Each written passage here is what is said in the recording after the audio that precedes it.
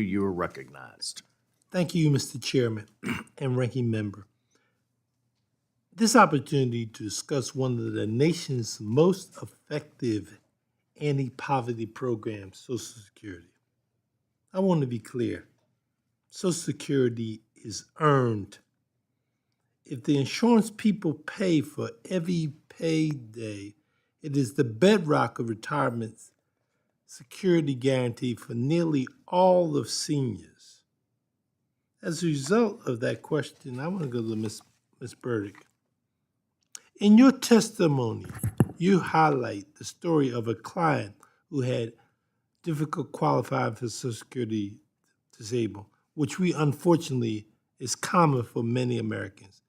Can you speak to the barriers individuals face when trying to access for Social Security disability benefits and how Congress can help remove these benefits?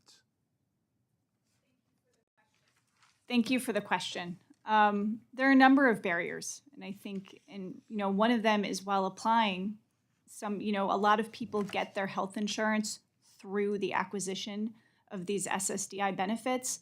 So just from the beginning, if like with my first example with a woman who was terminated before she applied, she has an additional barrier of not being able to access health insurance during the application process, which makes it harder to establish that you have the disability. But because of, chronic disinvestment, there has been customer service problems at SSA, which make it harder to access the agency. Some of the recommendations that we've had, which I know SSA is working on and I think will go farther with more funding, is making sure more of the applications are online, making sure things are more accessible, that there are people to call to get help. It is a very complicated system, and although some people get representatives, and in order to help them, there aren't enough. And I think making sure there are enough claims representatives to help people navigate, to understand the problems is really, really important. But finally, having this additional effort to make sure that DDSs get it right the first time by really taking extra steps to make sure they're getting treating source evidence will help everyone access their benefits more quickly, because treating doctors are the ones that really know. In your comments that you just made, and what Mr. Higgins questioned Ms. Davis, and specifically about Congress, talking about our responsibility, I'm not talking about Social Security, our responsibility.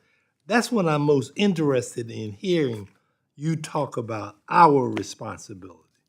Well, thank you for the clarification, and you're right. So one of the things that Congress can do is they can help rework the statute and the regs to make sure Social Security is focusing on treating source evidence.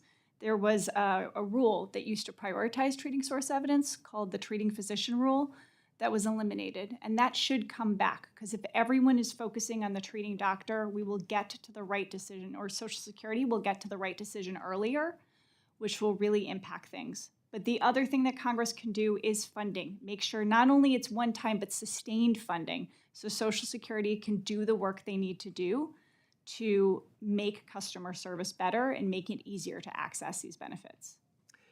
I thank you for your clarity. And I say that to you because I just joked with Mr. Higgins, and he's from the great state of New York and Baltimore. He's a Baltimore Buffalo fan.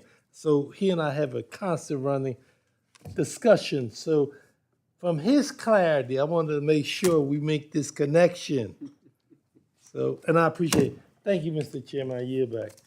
Thank you. Next, we'll go to the gentleman from Utah. Mr. Moore, you are now recognized. Thank you, Chairman. Thank you, Ranking